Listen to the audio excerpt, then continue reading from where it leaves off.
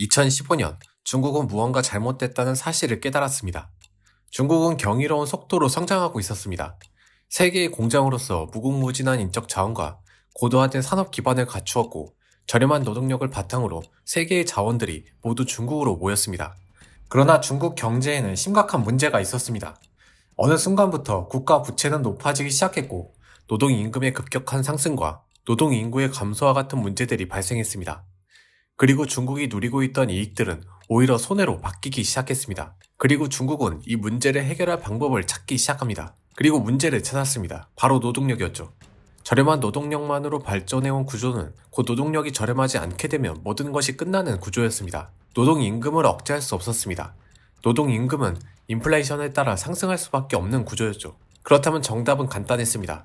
더 이상 저렴한 노동력만으로 유지하지 않는 경제 구조를 만들면 됐습니다. 그리고 중국은 세계의 공장이라는 이미지를 벗어내기 위해 노동 집약적 산업을 버리고 고부가 가치를 창출하는 제조 육성을 위해 메이드 인 차이나 2025를 발표했습니다. 자신들의 강점인 저렴한 노동력이 사라지기 전에 이를 극대화해 다른 장점을 만들겠다는 계획이었습니다.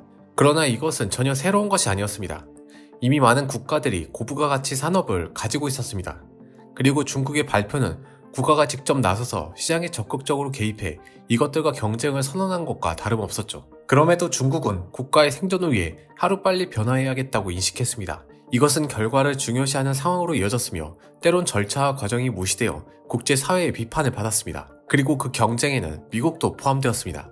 미국의 정책 결정자들은 이것이 잘못될 수 있다는 사실을 말하기 시작합니다. 미국과 중국의 합의가 필요한 시점이 도래하기 시작합니다. 2017년 시진핑 주석은 트럼프 대통령을 만나기 위해 미국으로 향했습니다. 과연 10년을 내다본 중국의 계획은 성공했을까요?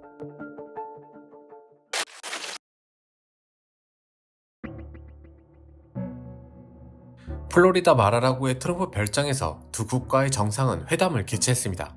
그리고 단기적 실무와 시장 접근 약속인 100일 행동 계획을 발표합니다. 이것은 중국이 미국산 쇠고기 수입을 허용하고 금융과 전자결제 시장을 허용하는 등 양국이 문제를 어느 정도 해결하려는 모습을 보였지만 본질은 변하지 않았습니다. 중국 정책의 핵심은 중앙집권적 국가 주도의 적극적인 시장 개입을 통한 산업의 고도화와 핵심 기술의 자립을 목표로 하고 있기 때문입니다. 이것은 무역 관세를 폐지하고 세계화 속에서 국가의 개입을 최소화하자는 당시의 흐름을 역행하는 모습이었습니다. 이것은 보조금 정책 등 정책 개입을 통한 보호 무역으로 이어질 뿐만 아니라 중국 시장에 진출하려는 기업들의 기술을 정부가 주도해 요구할 가능성이 높아지게 됩니다. 그리고 중국 정부는 저렴한 노동력과 결합해 수출 정책에도 적극적으로 개입할 가능성이 있기 때문이었습니다. 결국 미국과 중국 정상이 만남 이후 미국은 제대로 된 성과가 나타나지 않자 섹션 301 조사를 명령합니다. 이것은 WTO의 복잡한 절차로 인해 수년간 이어질 느린 국제기구의 조사 대신 미국이 직접 나서서 중국의 정책이 당시 공정무역을 훼손하고 있는지 자체적으로 조사하겠다는 미국의 의지였습니다. 그리고 미국은 중국을 제재하기 시작합니다. 이것은 당연한 결과였을지 모릅니다. 중국은 국가의 생존을 위해 다른 나라의 기술이 필요했지만 미국을 포함한 다른 나라의 입장에서는 그 과정은 무분별했고 절차를 중요하게 생각하지 않는 듯 보였습니다. 그리고 중국이 당시 세계 질서를 무시한다고 판단했습니다. 두 국가는 결국 합의점에 이르지 못하면서 2018년 미국과 중국의 무역 분쟁이 본격화하기 시작했습니다. 2018년 이후 수년간 미국과 중국은 지속된 분쟁과 지속된 합의를 통해 이 문제를 해결하려 했지만 본질은 계속 바뀌지 않았습니다. 이 때문에 미국과 중국은 서로에게 연결된 고리들을 대체할 새로운 연결망을 구축하기 시작합니다. 이것은 곧 두 국가의 분쟁이 점차 많은 이해 관계자들로 확장된다는 것을 의미하고 있었습니다. 미국과 중국은 서로에게 의존하던 연결을 대체하면서 공급망을 다변화시켰고 이 과정에서 많은 국가들이 이 분쟁에서 자신들의 실리를 위한 선택을 하기 시작했습니다. 이러한 변화는 코로나로 인한 팬데믹으로 인해 가속화되었으며 점차 무역 분쟁은 공급망 다변화와 함께 기술 분쟁으로 광범위하게 확산되었습니다. 이것은 곧 미국이 동맹국들과 공조해 중국의 국가주도 발전 가속화 계획을 막기 위한 반도체 공급망 차단이라는 글로벌 이슈로 나타나게 되었습니다. 중국은 국가의 생존을 위한 선택이었지만 다른 국가들의 시선에서 이것은 무분별한 중앙정부의 개입과 절차나 규범을 무시하는 기술 쟁탈, 값싼 노동력으로 생산된 상품이 자국의 내수 시장 붕괴들을 초래할 수 있는 상황으로 판단했습니다. 특히 고부가 가치 중심의 산업구조를 갖고 있는 국가들에게는 중국의 행동은 절대 간과할 수 없는 문제로 부각되기 시작했습니다. 반대로 중국의 계획과 무관한 즉 고부가 가치 산업이 국가 핵심 산업이 아니면서 미국 또는 미국과 연관된 이해 관계국들과 대립하고 있던 국가들은 이 분쟁에서 중국과 함께하는 게 그들에게 이익이었습니다.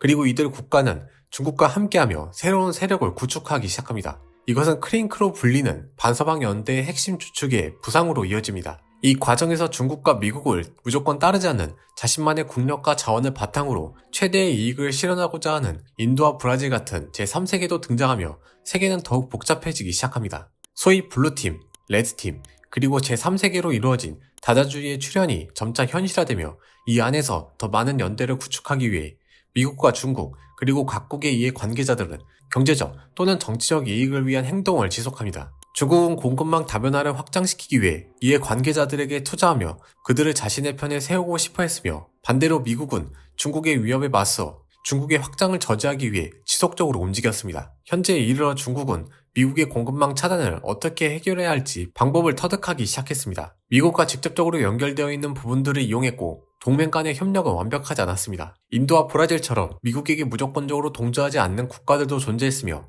러시아와 북한처럼 자신들의 이익을 중국에 연결시키는 국가도 존재했습니다. 이러한 문제점들이 나타나기 시작하자 미국은 전면 봉쇄와 같은 차단보다 중국을 통제해야 한다는 변화된 생각을 갖기 시작했습니다. 차단했던 수출을 일부 미국이 통제하고 관리 가능한 선에서 풀어주는 통제적 정책으로 변화했으며, 이 방식으로 중국의 기술을 억제하려고 시도합니다. 때론 중국의 방식을 일부 차용하며 중앙 집권적 정책들을 펼쳤고, 때론 보조금을 지급하며 보호주의적 무역을 선택하기도 했으며, 때론 기존 방식을 사용하는 등 다양한 정책들로 변화하게 됩니다. 이러한 재배치 전략은 점차 세계가 더 다양해지고 더 복잡해짐을 의미하기 시작했습니다. 2025년이 끝나가고 있습니다. 중국이 자신들의 문제점을 인식하고 목표로 했던 해가 지나고 있습니다. 중국의 계획은 부분적으로 성공을 거둔 것으로 평가되고 있습니다. 광범위한 국가 지원과 정책적 개입에 의해 고부가 가치 산업의 국산화가 이루어졌으며, 일부에서는 세계 시장 점유율에서 압도적인 수치를 기록하고 있습니다.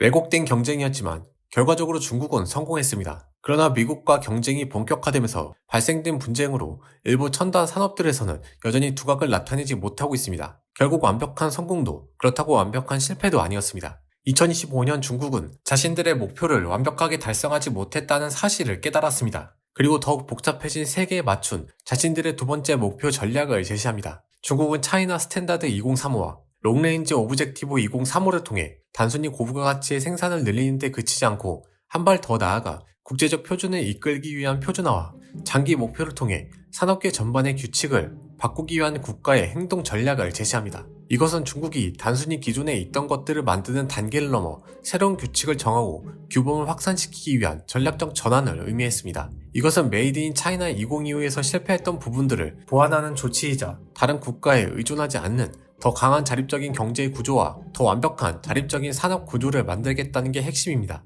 이것은 중국 정부가 공식적으로 자립하지 못한 고부가 가치 산업뿐만 아니라 첨단 산업, 그리고 현재 핵심 산업으로 떠오르는 AI 관련 산업에서 다른 국가와의 경쟁이 더욱 심해질 것이라는 사실을 말해주고 있었습니다. 과연 두 번째 제시한 중국의 목표는 어떻게 될까요? 2035년이 끝날 때쯤 중국의 이번 계획은 완벽하게 성공할 수 있을까요?